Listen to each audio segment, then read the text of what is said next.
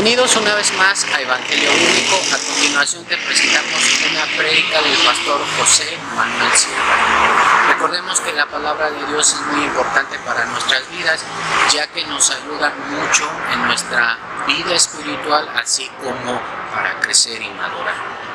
Por eso es que a continuación te pedimos que pongas mucha atención en el siguiente mensaje.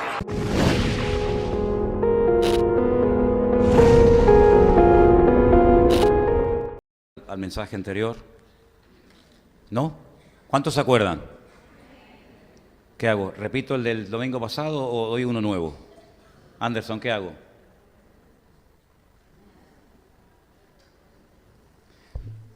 Anderson el jueves nos hablaba acerca de algunas parábolas que explican lo que es el reino de Dios, que es lo mismo que decir el reino de los cielos. El reino de Dios y el reino de los cielos es exactamente lo mismo.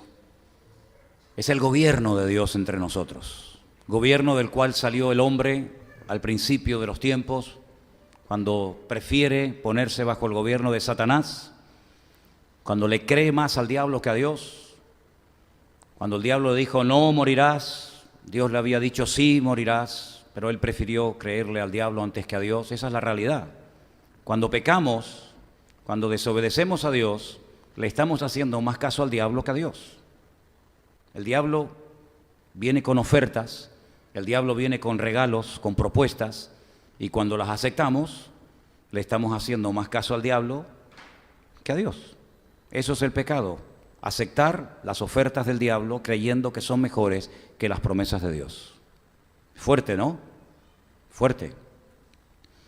Pues el Señor Jesucristo, cuando vino hace 2000 años, lo primero que dijo en su primer mensaje público fue: arrepentíos, porque el reino de los cielos se ha acercado a vosotros. El hombre no se había acercado a Dios, al contrario, el hombre estaba muy lejos de Dios, cada vez más lejos. Si ustedes creen que cuando Adán y Eva pecaron, al poco tiempo los hombres reflexionaron y dijeron: volvamos a Dios, vamos a arrepentirnos, vamos a humillarnos, vamos a hacer lo que Él dice, nada más lejos de la realidad. El hombre siguió pecando y pecando y pecando y haciendo cosas tremendas. Hay momentos en la humanidad, hay momentos en la historia de la Biblia en los que Dios tuvo que decir: se acabó, basta, se acabó. Hay momentos en los que Dios tuvo que romperlo todo y empezar de cero. Eso fue el diluvio. La catástrofe más grande de toda la historia de la humanidad no la produjo Satanás, la produjo Dios. Ya había dicho: si no se arrepienten, voy en serio. Si no hay un cambio, si no dejan de desobedecer y si no dejan de provocarme, arrasaré con todo, incluidos los animales, las plantas, absolutamente con todo. Y empezaré de cero. Previamente le había revelado a Noé lo que tenía que hacer para salvarse, él y todos los que quisieran. Pero no le hicieron caso. La Biblia dice que solamente él, junto con su esposa, gloria a Dios, sus 3 hijos, con sus esposas, fueron los que entraron dentro del arca y fueron capaces de estar mucho tiempo trabajando y trabajando, trabajando sin parar, sin descansar, porque ellos sabían que lo que Dios había dicho tarde o temprano se cumpliría. El diluvio, la catástrofe, el cataclismo universal. Y Dios empezó de cero, con 8 personas. Dios empezó con estos matrimonios y de esta familia se extendieron todos los seres humanos sobre la faz de la tierra. Los seres humanos o son descendientes de Can, o son descendientes de Sem, o son descendientes de Jafet. No hay más, esa es la pura realidad. Ahí está entroncada toda la humanidad en esas 3 familias. El hombre, piensan ustedes que después de esta gran catástrofe, después de este cataclismo tremendo en el que murieron miles, tal vez millones de seres humanos y de animales, aprendió la lección? Nada más lejos de la realidad. Al poco tiempo, no mucho tiempo después, comenzaron a maquinar y comenzaron a decir: bueno, eso de los sacrificios, eso de acercarnos a Dios, no nos hace mucha gracia, nos vamos a acercar a Dios. No era todavía no habían llegado al colmo, no habían todavía rechazado a Dios desde el punto de vista de su existencia, todavía seguían siendo creyentes, pero a su manera. Vamos a construir una torre, vamos a construir una mega estructura para llegar a Dios, luego eran creyentes, pero vamos a llegar a Dios como a mí me dé la gana, no como Él quiera. Vamos a llegar a Dios y cuando lleguemos a su misma presencia, qué fe tenían, una fe tremenda. Vamos a llegar a la presencia de Dios y le vamos a demostrar en su propia cara, de hecho se lo vamos a decir, que podemos llegar ante Él de otra forma. Y Dios tuvo que parar aquella construcción de aquella famosa torre, la torre de Babel, la torre de la confusión. Fueron confundidas las lenguas, fueron esparcidos por toda la tierra y otra vez, diríamos, empezar de nuevo.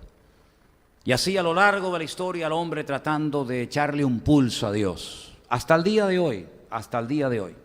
Pero hace 2000 años vino el Hijo de Dios. Él en persona, como aquella parábola en la que el dueño de la viña manda unos siervos y los humillan y los rechazan, luego manda a otros y le hacen lo mismo y finalmente manda a su hijo y el dueño de la viña dice, bueno, al final tendrán respeto de mi hijo y cambiarán. Pues los que habían arrendado aquella viña dijeron, mira, este es el heredero, si lo matamos nos quedamos nosotros con la propiedad, y lo mataron. Dice, ¿qué podrá hacer el dueño de la viña por su viña que no haya hecho? Bueno, pues el dueño del universo, el dueño del cosmos, el dueño del cielo y de la tierra, de todo lo creado, vino en persona, se humanó, se encarnó, decidió nacer en un pequeño pueblo que se puede visitar hasta el día de hoy, se llama Betlehem o Belén, y allí vivió 33 años. Durante los últimos 3 años se dedicó a tratar de reconciliar al hombre con Dios, a tratar de hacer volver las conciencias, de hacer volver al hombre, sobre todo al pueblo de Israel, para que después el pueblo de Israel fuera por todas las naciones y predicaran la palabra.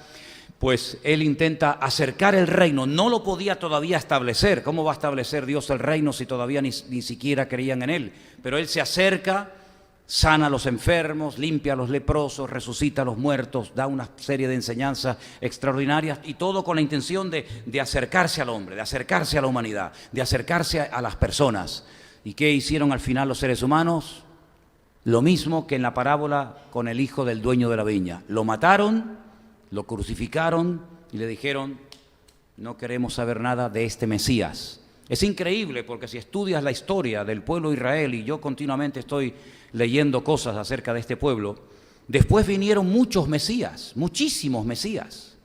Uno de los más importantes y más conocidos, apoyado por un famoso rabino llamado Rabí Akiva, apoyó a un tal Bar Kokhba, Simón Bar Kokhba, el hijo de la estrella, porque él creía que este era el verdadero Mesías y fue un auténtico desastre. Jamás los romanos fueron tan crueles contra los judíos, contra el pueblo de Israel, como en la época de este falso Mesías, Bar Kokhba.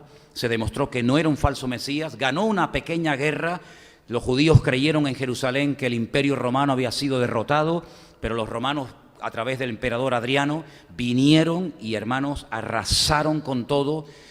Y bueno, Israel dejó de existir como país, como identidad, ya el templo había sido destruido, le cambiaron el nombre a la ciudad de Jerusalén por Aelia Capitolina, le cambiaron el nombre de Israel por Palestina, etcétera, etcétera, y el hombre siempre tratando de llevarle la contraria a Dios. Ahora bien, en el Antiguo Testamento, y creo que estos días las mujeres estáis leyendo el libro de Daniel, ¿me equivoco? Creo que las hermanas, las que están siguiendo la lectura, no sé cuántas son todavía fieles a aquella lectura que se empezó a primero de año, pero las que estén todavía con ese plan de lectura hasta final de año, deberíais estar en este momento leyendo el libro de Daniel. Y en el libro de Daniel, que es un libro extraordinario, lo recomiendo a que lo lean todos, es el Apocalipsis del Antiguo Testamento. Allí encontramos detalles que si no los conocemos y si no los estudiamos en profundidad, no vamos a entender muchas de las profecías que luego Juan escribe en su famoso libro de Revelación o de Apocalipsis. En el capítulo 2 del libro del profeta Daniel, voy a leer desde el versículo 1 en adelante una historia pero que muy interesante, que tiene que ver con un sueño que tiene un rey llamado Nabucodonosor. el rey de Babilonia, rey que ya había atacado a Jerusalén, se había llevado cautivo a cientos, a miles de jóvenes a su país, había destruido el templo. Y este rey tiene un sueño, y quiero que sigan la lectura conmigo en esta tarde, por favor. Daniel capítulo 2, del versículo 1 en adelante.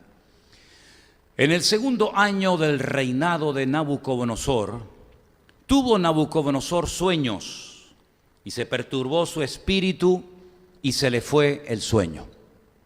Hizo llamar el rey a magos, astrólogos, encantadores y caldeos, para que le explicasen sus sueños. Vinieron pues y se presentaron delante del rey. Y el rey les dijo: he tenido un sueño y mi espíritu se ha turbado por saber el sueño. Entonces hablaron los caldeos al rey en lengua aramea: Rey, para siempre vive, di el sueño a tus siervos y te mostraremos la interpretación. El rey les respondió a los caldeos: el asunto lo olvidé.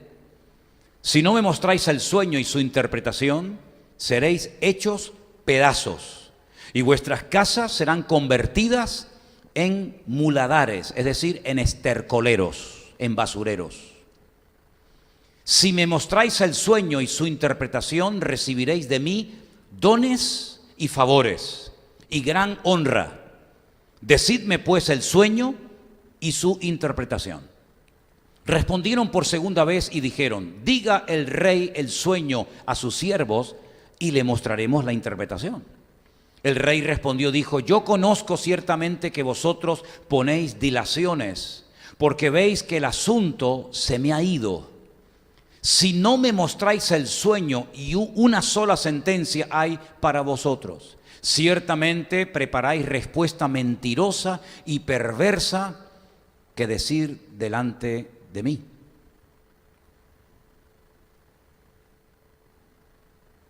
¿Hay más? Los caldeos le respondieron delante del rey y dijeron: no hay hombre sobre la tierra que pueda declarar el asunto del rey. Además de esto, ningún rey, príncipe ni señor preguntó cosa semejante a ningún mago, ni astrólogo, ni caldeo. Porque el asunto que el rey demanda es difícil, y no hay quien lo pueda declarar al rey, salvo los dioses, cuya morada no es con la carne. Por esto el rey, con ira y con gran enojo, mandó que matasen a todos los sabios de Babilonia. Y se publicó el edicto que los sabios fueran llevados a la muerte, y buscaron a Daniel y a sus compañeros para matarlos. Entonces Daniel habló sabia y prudentemente a Arioc, capitán de la guardia del rey, que había salido para matar a los sabios de Babilonia. Habló y dijo a Arioc, capitán del rey: ¿cuál es la causa de que este edicto se publique de parte del rey tan apresuradamente? Entonces Arioc hizo saber a Daniel lo que había. Y Daniel entró y pidió al rey que le diese tiempo, y que él mostraría la interpretación al rey. Versículo 18. 17. Luego se fue Daniel a su casa e hizo saber lo que había a Ananías, a Misael y a Azarías, sus compañeros, para que pidiesen misericordias del Dios del cielo sobre este misterio, a fin de que Daniel y sus compañeros no pereciesen con los sabios de Babilonia. Entonces el secreto fue revelado a Daniel en visión de noche, por lo cual bendijo Daniel al Dios del cielo. Y Daniel habló y dijo: sea bendito el nombre de Dios de siglos en siglos, porque suyos son el poder y la sabiduría. Él muda los tiempos y las edades, quita reyes y pone reyes, da la sabiduría a los sabios y la ciencia a los entendidos. Él revela lo profundo y lo escondido, conoce lo que está en tinieblas, y con él mora la luz. A ti, oh Dios de mis padres, te doy gracias y te alabo, porque me has dado sabiduría y fuerza, y ahora me has revelado lo que te pedimos, pues nos has dado a conocer el asunto del rey. Después de esto fue Daniel a Arioc, al cual el rey había puesto para matar a los sabios de Babilonia, y le dijo así: no mates a los sabios de Babilonia, llévame a la presencia del rey y yo le mostraré la interpretación.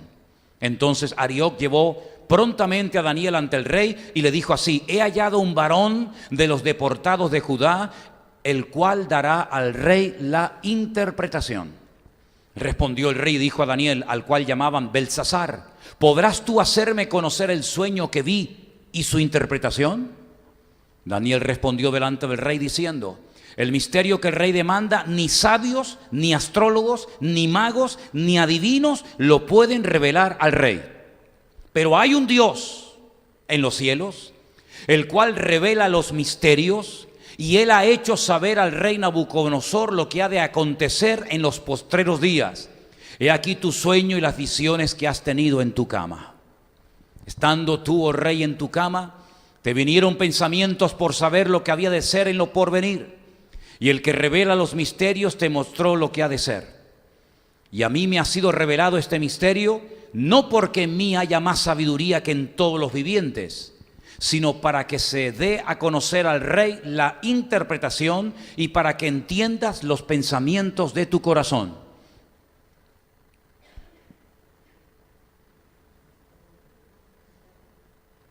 Tú, oh rey, veías, he aquí, una gran imagen. Ahora, si ustedes están siguiendo detenidamente la lectura, se habrán dado cuenta que el rey no solamente está buscando a un hombre sabio que le diga la interpretación del sueño que ha tenido, sino que primeramente tiene que contarle el sueño que ha tenido. Esto es prácticamente imposible. Por eso los que estaban a su alrededor le decían: cuéntanos el sueño y más o menos te diremos lo que significa, te daremos la interpretación. Pero si no nos cuentas el sueño, es prácticamente imposible que te digamos lo que significa. El rey dijo: con esto lo que están demostrando ustedes que no son tan sabios, ni tienen tanto poder espiritual como ustedes presumen tener, así es que lo mejor es que los matemos a todos, aunque me quede sin saber lo que soñé y lo que significa el sueño. Estamos viendo cómo Daniel no solamente recibe la interpretación del sueño, sino que le dice a Nabucodonosor: tu sueño ha sido este. Escuchen, ponme la lectura, por favor. Tú, oh rey, veías y he aquí una gran imagen. Esta imagen, que era muy grande y cuya gloria era muy sublime, estaba en pie delante de ti y su aspecto era terrible. La cabeza de esta imagen era de oro fino, su pecho y sus brazos de plata, su vientre y sus muslos de bronce, sus piernas de hierro, sus pies en parte de hierro y en parte de barro cocido. Estabas mirando hasta que una piedra fue cortada no con mano e hirió a la imagen en sus pies de hierro y de barro cocido y los desmenuzó. Entonces fueron desmenuzados también el hierro, el barro cocido, el bronce, la plata, el oro, y fueron como tamo de las eras del verano, y se los llevó el viento sin que de ellos quedara rastro alguno. Mas la piedra que hirió la imagen fue hecha un gran monte que llenó toda la tierra. ¿Cuántos dicen amén? Vamos a parar ahí la lectura. Queridos hermanos, el capítulo 2 de Daniel nos habla acerca de 4 imperios que se levantarían, imperios crueles, imperios que dejarían huella en la historia de la humanidad. Hasta hoy en día se pueden visitar restos arqueológicos de dichos imperios. El imperio que en ese momento estaba gobernando el mundo, con su rey a la cabeza, con el rey Nabucodonosor, era el rey de Babilonia. La palabra Babilonia viene de la palabra Babel, que significa confusión. Daniel le dice: tú has visto una imagen, que quiero que ustedes la puedan ver ahí en una imagen en una fotografía que estamos poniendo, para que más o menos se hagan una idea. Daniel le dijo: tú has visto una imagen de 4 materiales diferentes. Eso no es normal, porque generalmente cuando un escultor o cuando alguien quiere hacer una estatua, generalmente utiliza un mismo material, mármol, piedra o lo que sea, pero no utiliza 4 materiales diferentes como en el caso de esta imagen.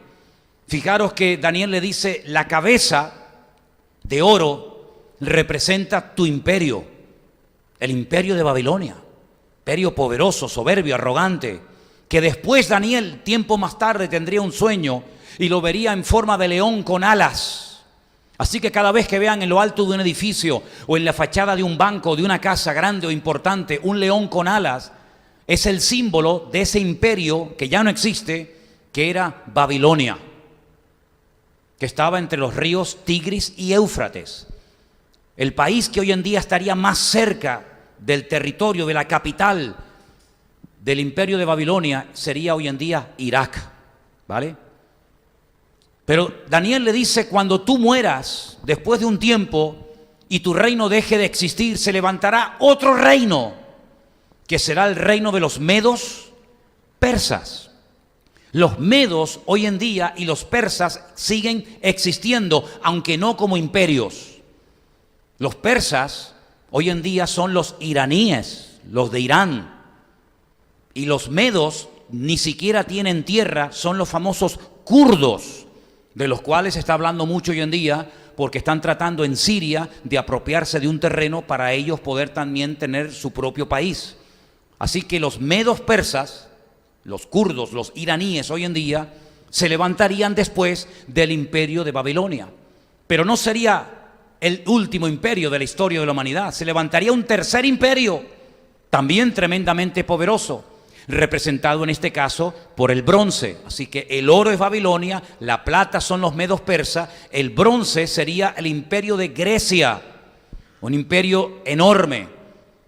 El más importante emperador o rey de ese imperio, sin lugar a dudas, como ustedes saben bien, fue Alejandro Magno, homosexual, que no tuvo descendencia, que cuando murió su imperio fue dividido en cuatro de sus generales, Ptolomeo, Seleuco, Casandro y Silimaco, los 4 generales que se apropiaron de su territorio cuando él muere, ¿verdad?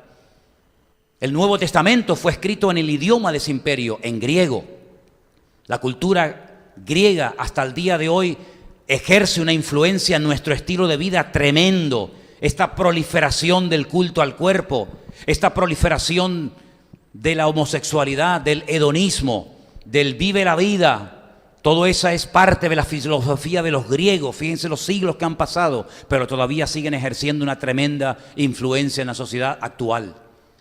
Pero después de los griegos, que también caerían, se levantaría un cuarto y definitivo imperio, que es el imperio que encontramos en el Nuevo Testamento, y es el imperio de Roma, que duró muchos siglos, y tuvo un territorio inmenso. Toda Europa era de los romanos, incluido Inglaterra, incluido el Medio Oriente, incluido el norte de África, lo que sería hoy en día el Magreb, un imperio gigantesco que después se terminaría dividiendo, imperio de Oriente, imperio de Occidente. La capital de Occidente sería Roma, la capital de Oriente sería Constantinopla, ¿verdad? Que está hoy en día lo que es Estambul, hoy en día en Turquía. Estos 4 imperios existieron, dejaron su huella en la historia. Todavía hay edificios, todavía hay cerámica, todavía hay muchos vestigios, muchos recuerdos de que esos imperios existieron. Esto es algo tremendo, cómo el Señor le revela a este rey Nabucodonosor a través del ministerio profético de Daniel que iban a existir estos imperios que ya forman parte de la historia. No estamos estudiando una profecía que no se ha cumplido. Esto sería hoy en día una profecía cumplida, forma parte de la historia. Pero dice la Biblia que en ese sueño que Nabucodonosor tuvo, vio que esa imagen era destruida. Dice que una piedra no cortada por las manos del hombre golpeaba a la imagen en sus piernas y la imagen caía al suelo y se hacía añicos, se hacía pedazos y no quedaba nada de estos imperios tan poderosos que mataron, violaron, asesinaron y conquistaron centenares, miles de kilómetros cuadrados hace mucho tiempo atrás. Pero esa piedra dice que se hizo un gran monte y se convirtió en un imperio sin límite, en un imperio que no iba a ser destruido por un quinto, por un sexto, por un séptimo imperio, sino que permanecería para siempre. Ahora, cuando el rey Nabucodonosor recibe la interpretación de este sueño en el versículo 44, de Daniel capítulo 2, él hace una declaración increíble que yo quiero que presten atención a ella.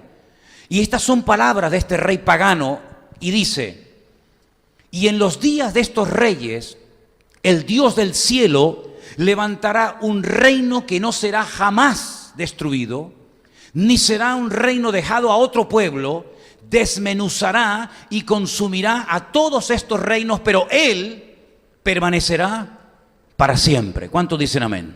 Las 4 características de este último imperio son que jamás sería destruido, que nunca sería sustituido por otro imperio, que destruiría todos los imperios que existieran en ese momento o a lo largo de la historia, y que permanecería para siempre, es decir, sería un reino eterno. ¿Qué es lo que hace el rey Nabucodonosor cuando él oye que su imperio solamente representa la cabeza de oro de la imagen? En su soberbia, en su arrogancia, en el capítulo siguiente, es decir, en el capítulo 3, él manda a construir una imagen de oro desde los pies hasta la cabeza, toda de oro, como diciendo: no acepto, no estoy de acuerdo que después de mí, después de mi imperio, se levante otro y otro y otro imperio. Así que eso de que habrá plata y bronce y oro y hierro mezclado con barro, no lo acepto. Mandó a construir una imagen inmensa, totalmente de oro, y además ordenó que todo el mundo se postrara ante ella y la adorara. Como pueden ver ustedes en esta imagen, solamente en su imperio hubieron 3 jóvenes que fueron llevados de jovencitos a Babilonia cautivos, que no obedecieron la orden del rey. No se postraron y adoraron a esa imagen, porque ellos decían que solamente se postrarían delante del Dios de los cielos, el Dios de Abraham, el Dios de Isaac y el Dios de Jacob. Fueron amenazados bajo pena de muerte, que si no lo hacen, volverían, le darían otra oportunidad, los arrojarían vivos dentro de un horno de fuego. Ellos dijeron: no hace falta que pierdas el tiempo, no insistas. Nosotros creemos que nuestro Dios nos puede librar de tu mano y del fuego. Pero si Dios hoy ha decidido que muramos así, quemados, tampoco nos vamos a postrar. Es decir, creemos que Dios nos puede salvar del fuego, pero si no nos salva del fuego porque Él quiere que hoy sea nuestro último día de vida, tampoco nos vamos a postrar. Es decir, el salvarme no va a evitar que deje de adorar a Dios. La Biblia nos enseña que fueron arrojados atados de pies y de manos dentro de un inmenso horno de fuego, pero no murieron. Dios los protegió de una forma sobrenatural. No ha ocurrido esto a lo largo de la historia en más ocasiones. Miles, tal vez millones de hermanos nuestros han muerto quemados en muchas hogueras, incluido también en este país y en estas islas probablemente también. Sin embargo, ese día Dios hizo algo que marcó un antes y un después. Salva milagrosamente a estos 3 jóvenes hebreos. Vuelve otra vez Nabucodonosor a reconocer que como el Dios de ellos y como el Dios de Daniel no hay otro en todo su imperio. Pero en esta ocasión no solamente reconoce eso, sino que ordena que durante toda su existencia y en todo su vasto imperio, toda la gente adore, bendiga y honre al Dios de estos 3 jóvenes, y que el que no lo haga, lo maten y su casa sea convertida en un estercolero, en un basurero, en un muladar. Ahora, ¿por qué les estoy hablando de estos imperios que fueron tremendos, que hicieron lo que les dio la gana durante mucho tiempo? Imperios arrogantes, soberbios, orgullosos, reyes que no tenían que rendirle cuenta a nadie, que hacían lo que les daba la gana con la gente, que incluso algunos de ellos, cuenta la historia secular, que mientras comían en sus palacios, Veían a animales como devoraban a niños, a mujeres embarazadas, sin ningún tipo de lástima, de compasión, sin ningún tipo de misericordia. ¿Por qué la Biblia habla de estos imperios? Porque nos cuenta la realidad de que se levantarían, de que ejercerían una influencia tremenda y harían mucho daño a millones de personas. Pero así como se levantaron, todos caerían y no permanecerían en pie eternamente y para siempre. Sin embargo, no solamente en el libro de Daniel, sino que hay una visita de un ángel tremendamente importante en la Biblia, que dicho sea de paso también aparece hablando con el profeta Daniel en su libro, y el nombre de este ángel es Gabriel, el mensajero de Dios. Este ángel, cientos de años después de esta revelación, de estos sueños, una vez que ya cayó el imperio de Babilonia, cayó el imperio de los medos persas, ya había caído el imperio de los griegos, solamente quedaba el último de Roma, se va a un pequeño pueblo de Israel llamado Belén, donde estaba en aquellos días una mujer llamada Miriam o María, que sería la madre del verdadero Mesías en el futuro. Y quiero que presten atención al mensaje o parte del mensaje que este ángel llamado Gabriel le da a esta mujer. En Lucas capítulo 1, del versículo 30 en adelante, escuchen. Entonces el ángel le dijo a María: María, no temas, porque has hallado gracia delante de Dios. Ahora concebirás en tu vientre, darás a luz un hijo, llamarás su nombre Yeshua, Jesús, como aparece en el Nuevo Testamento.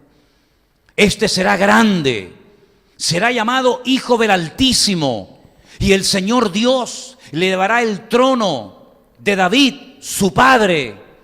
Reinará sobre la casa de Jacob para siempre, y su reino no tendrá fin. ¿Cuántos dicen amén? Fíjate que lo que le profetiza, lo que le interpreta Daniel al rey Nabucodonosor, es que estos imperios se levantarían y caerían, que ninguno permanecería por toda la historia de la humanidad. Hoy en día no existe el imperio babilónico, ni el imperio de los griegos, ni el imperio romano, ni el imperio de los medos persas. No existen estos imperios. De hecho, hoy en día no existe como tal ningún imperio. Ningún imperio existe hoy en día. Hubieron imperios, pero ya no existe ninguno. Han perdido prácticamente todo su poder, todo su prestigio, toda su riqueza y toda su influencia. Sin embargo, el ángel Gabriel le dice a María que el Mesías nacería, le dice el nombre que tendrían que ponerle, el cual significa Salvador, y ese Mesías recibiría en algún momento determinado de su vida, de su ministerio, un reino, un trono, y las características de su reinado es que sería un reino eterno, indestructible, que no sería sustituido por otro, que no se terminaría apagando o autodestruyendo, que no lo podría destruir otro imperio, sino que sería un reino eterno y para siempre. ¿Cuántos dicen amén? Y ese reino que algún día con su segunda venida se establecerá literal y físicamente en este mundo. Y como botón de muestra de ese reinado milenial de Cristo tenemos el famoso milenio del libro del Apocalipsis. Dice la Biblia que Él será Rey de reyes y Señor de señores por toda la eternidad. Su reino no tendrá fin. Su reino ya se ha acercado, pero aún no se ha establecido en su totalidad. Él se ha acercado para que todas las personas, hombres y mujeres, no importa la raza, no importa su color de piel, no importa su condición social, no importa su extracto, no importa su trasfondo religioso o no, que toda persona tenga la posibilidad, la oportunidad, el privilegio, la opción de poder entrar al reino que se ha acercado, pero que, repito, aún no se ha establecido literalmente sobre la faz de la tierra. Aún hay mucha soberbia, mucha desobediencia, mucha arrogancia, mucho orgullo. Todavía hay mucho ateísmo. Todavía hay muchas cosas que no quieren dar su brazo a torcer y reconocer que el reino del Señor sí o sí se establecerá sobre todas las naciones de la tierra. Pero en nosotros ya comenzó. ¿Cuántos dicen amén? En nosotros ya tiene que reinar y imperar el Señor. Nosotros hemos abrazado su reino, nos hemos sometido a su cobertura, nos hemos puesto bajo su cobertura, bajo su gobierno, bajo su autoridad, y ahora somos súbditos y somos hijos del rey de ese reino celestial que reinará para siempre. ¿Cuántos dicen amén? Pero ¿cuál es la condición indispensable para poder formar parte de ese reino? Porque había personas que formaban parte del reino porque no les quedaba otro remedio. Había personas que formaban parte del reino, como por ejemplo Daniel y sus 3 amigos, porque fueron llevados cautivos a la fuerza a Babilonia. Ellos no quisieron ir, pero los llevaron, quemaron el templo, destruyeron la ciudad de Jerusalén, los llevaron cautivos, les cambiaron los nombres, intentaron desprogramarlos, les enseñaron la lengua, la cultura, la idiosincrasia, la religión de allí. Era una imposición sí o sí de querer meterles el reino babilónico por las orejas. Pero en nuestro caso Dios no ha actuado así con nosotros. Dios no obliga a nadie a que crean en Él. Dios no presiona a ningún pueblo, a ninguna persona para que sí o sí le entregue su vida a Él, sino que lo hace la persona libre y voluntariamente cuando se expone a la predicación del Evangelio. Ahora pueden entender ustedes un poco mejor la famosa visita que le hace un gran rabino de Israel durante la noche a Jesús. Cuando toca la puerta, y en Juan capítulo 3, el Señor le abre la puerta a un rabino que cuenta la historia secular, que era uno de los hombres más ricos de todo Israel, un principal entre los judíos, un hombre influyente, tan influyente era, fijaros este detalle que os voy a dar, que fue capaz de acercarse al gobernador de Judea, en este caso era Poncio Pilato. Cualquiera no podía entrar a la fortaleza de la Antonia, donde vivía Poncio Pilato, y hablar con él, pero se ve que él, por su influencia, por su autoridad, por lo que fuera, pudo acercarse, pudo hablar con Poncio Pilato, nada más y nada menos, y decirle: quiero que me des el cuerpo de ese judío que acabas de crucificar, quiero encargarme, quiero cuidarlo y quiero llevármelo. Y Poncio Pilato accedió a la petición de Nicodemo y se lo llevaron a un huerto que era de un tal José de Arimatea, que a su vez tenía allí una roca labrada, preparada para su entierro y el de su familia. Fíjate la influencia que tendría este hombre Nicodemo, que no lo echaron a patadas del palacio, de la fortaleza donde vivía Poncio Pilato, sino que pudo acceder. Y este hombre tan influyente, este hombre tan culto, tan religioso, toca la puerta de la casa de Jesús y le dice lo siguiente al Señor. Juan capítulo 3, versículo 1. Había un hombre de los fariseos que se llamaba Nicodemo, un principal, un hombre muy importante entre los judíos. Este vino a Jesús de noche y le dijo, escucha, utiliza la terminología de la época entre ellos, ¿verdad? Rabí, mi maestro. Les encantan los títulos, ¿verdad? Rabí, mi maestro. Sabemos, luego, este no viene solamente en su nombre, sino que viene representando a un colectivo, viene representando a un grupo, porque fíjense que él habla en plural. Sabemos que has venido de Dios como maestro. Bueno, es verdad que Cristo fue enviado por Dios, por el Padre, pero no solo para ser un maestro. Así que lo que está diciendo Nicodemo no es mentira, pero se queda corto. Se queda corto. Sabemos que has venido de parte de Dios como maestro, y ahí me quedo. Y el argumento que presenta es muy interesante, porque en cierta ocasión cuando el Señor sanó a un ciego, ¿se acuerdan? Y sanó a otras personas, le dijeron a los que habían recibido sanidad: el hombre que te sanó es un pecador. Y el que había sido sanado dijo: si es pecador o no, yo no lo sé. Para eso están ustedes. Yo solamente sé una cosa, que antes era ciego y ahora veo. Pero añade algo muy interesante y dice: nunca se ha oído que Dios haya obrado milagros a través de un pecador. Si todas las personas en el Antiguo Testamento que hicieron milagros, y son muchos, ninguno de ellos era un impío, era un pecador. Incluso uno que no era del pueblo de Israel, que supuestamente tenía poderes espirituales, hasta para maldecir a un país entero, no pudo conseguirlo. Y me estoy refiriendo a aquel profeta pagano llamado Balaam, ¿os acordáis? Luego el argumento de que los pecadores no pueden ser usados para hacer milagros está bien interiorizado en la mentalidad judía de la época, y por eso él dice, porque nadie puede hacer estas señales. Fíjate qué palabra utiliza.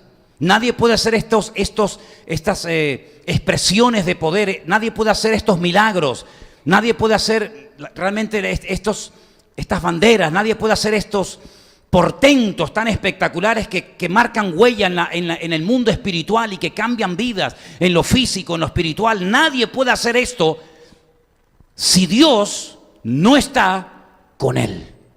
Es decir, todo tu ministerio, todas tus enseñanzas, todos tus milagros, todas tus resurrecciones, todas tus limpiezas de demonios, todas las limpiezas de leprosos, etcétera, todo se debe a que Dios está contigo. Porque si Dios no estuviera contigo, tú no podrías hacer absolutamente nada. ¿Cuántos dicen amén?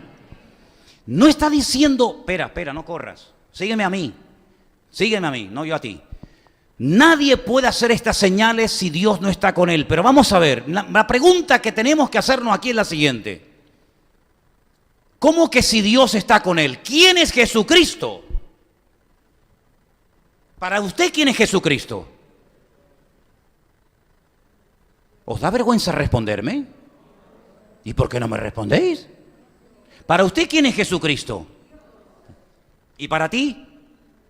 El Hijo de Dios. Entonces aquí pónganse de acuerdo. Dios y el Hijo de Dios.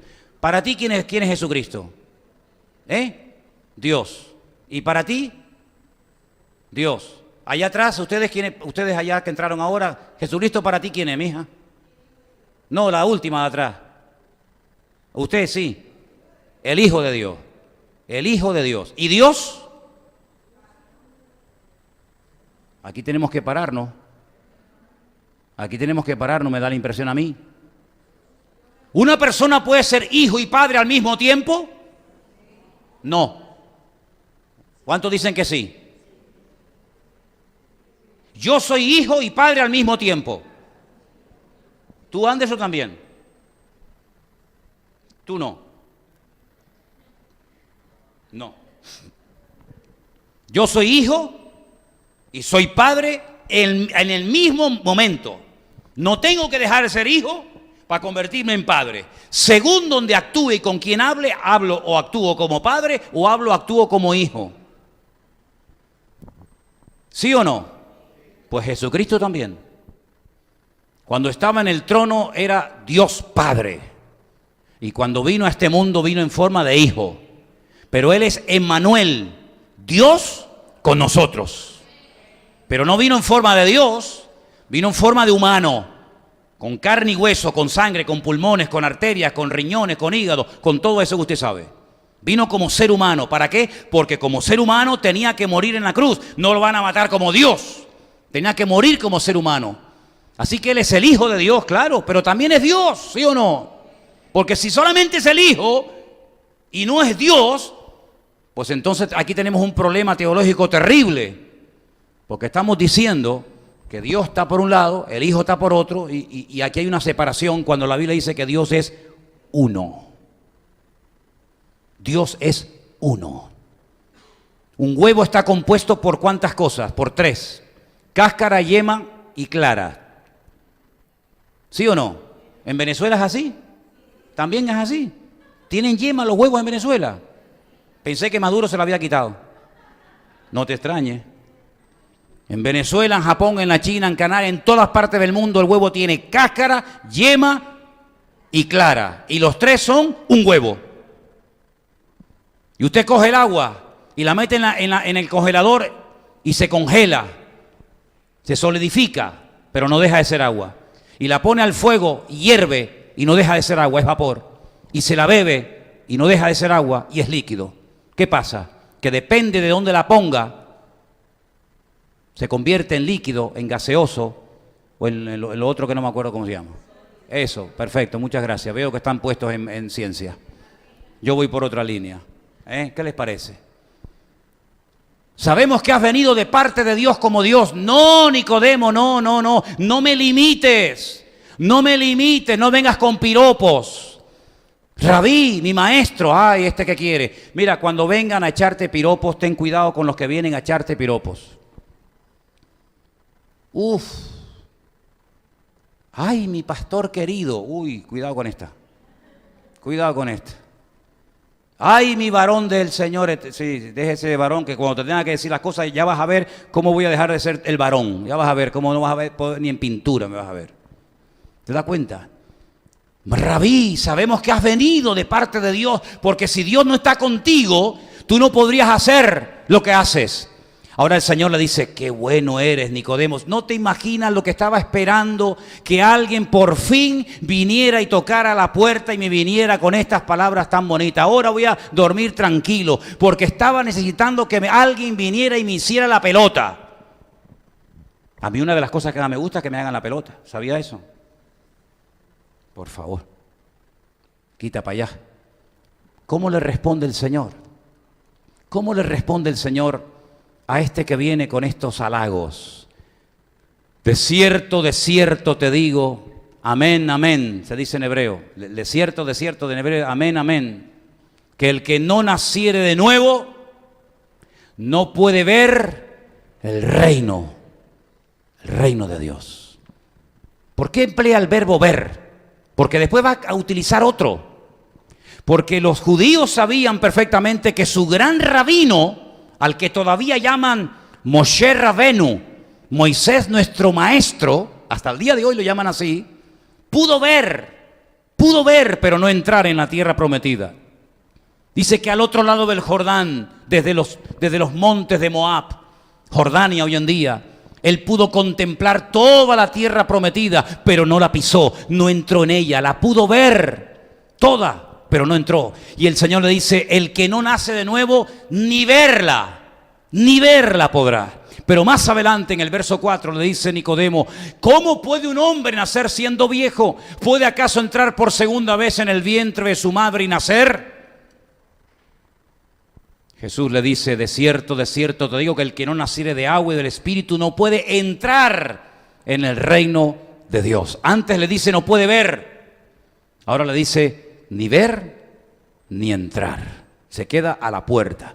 Nicodemo no entiende nada, Nicodemo se pierde, Nicodemo está perdido en tantos textos y en tantas leyendas y fábulas y tradiciones. Nicodemo ya no sabe por dónde meterse. Y es entonces cuando el Señor le dice, ¿y eres tú maestro de Israel?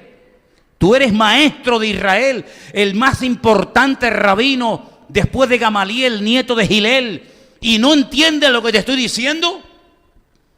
Ahora pueden entender ustedes el nivel de liderazgo que pastoreaba, entre comillas, al pueblo de Israel hace 2000 años, en la época en la que el Señor Jesucristo estuvo en este mundo. Ahora ustedes pueden entender cómo la gente prefería irse al estanque de Betesda, donde dice que venía de vez en cuando un ángel a mover el agua antes de ir al templo, donde estaban estos caballeros, donde estaban estos señores, con muchas letras, con muchas palabras, pero sin ningún poder y sin ninguna autoridad.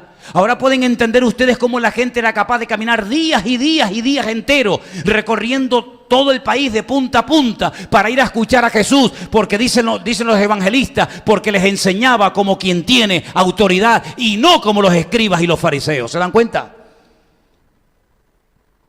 El elemento indispensable para entrar y disfrutar del reino de los cielos es nacer de nuevo. Esto no lo predican los musulmanes ni los budistas, esto solamente es el evangelio. La pregunta es, ¿usted ha nacido de nuevo? Porque hay gente que dice, yo soy nieto de cristiana evangélica. En mi país, mi abuelita iba al culto y me llevaba de vez en cuando a la escuela dominical. Y yo no le estoy preguntando eso. Yo no le estoy preguntando ni siquiera si usted cree en Dios. Yo le estoy preguntando, ¿usted ha nacido de nuevo? ¿Qué significa nacer de nuevo? Nacer de nuevo es entregarle 100% a la vida al Rey del Reino, al Señor Jesucristo. Es aceptarlo en tu corazón como tu Señor y Salvador personal. Es entregarle todos tus derechos, tu tiempo, tu agenda, tus actividades, tus sueños, tus planes. Es morir Por eso cuesta tanto ser un buen cristiano. Porque para ser un buen cristiano hay que morir y nadie quiere morir. Nadie quiere morir. Todos quieren mandar y gobernar y dirigir su vida. Pero eso sí, que Dios me bendiga, que Dios me ayude, que Dios me prospere, que Dios me abra la puerta, que Dios me conceda aquel sueño, que Dios me conceda aquel trabajo, que Dios me conceda aquel hombre, que Dios me conceda aquella mujer, que Dios me conceda ser madre. Eso sí, pedirle a Dios todo lo que queramos y más. Pero el evangelio no es solamente pedir y pedir y pedir y pedir. El evangelio es morir, morir a uno mismo. Ya no vivo yo, decía aquel gran hombre de Dios, mas vive Cristo en mí. El reino de Dios no es como el reino de este mundo, donde dice la Biblia que los mayores son atendidos por los menores, sino al contrario, en el reino de Dios dice que los mayores sirven a los menores. Es al revés, es un reino al revés, es dar para tener, es morir para vivir, es una locura. Pero el reino de Dios es el único reino eterno, permanente, para siempre. Y nosotros hemos tenido el privilegio de conocer este reino en parte. ¿Y cuál es la señal de que yo he nacido de nuevo? ¿Cuál es la señal de que yo quiero ir en serio con el Rey? Bautizarme públicamente en agua. Eso es lo que dice la Biblia. Arrepentíos y convertíos y bautícense. Y entonces entramos a formar parte de un reino que no se ve, que no es reconocido, que todavía es criticado, que sufre violencia, que sufre todo tipo de vejaciones y humillaciones, pero que va avanzando y va avanzando y va creciendo, y es como la luz de la aurora. Y llegará un momento en el que el mismo Señor Jesucristo vendrá en persona, según Zacarías capítulo 14, y pondrán aquel día sus pies sobre el monte de los olivos. El monte se partirá en dos y todo ojo le verá y toda rodilla se doblará diciendo que Él es el Señor, para gloria de Dios Padre. ¿Cuántos dicen amén? Y ese es el mensaje que tenemos nosotros. Este es el mensaje más importante y trascendental de la historia de la humanidad. El mensaje que puede cambiar países enteros, familias enteras. Pero dice la Biblia, ¿cómo creerán si no hay quien les predique?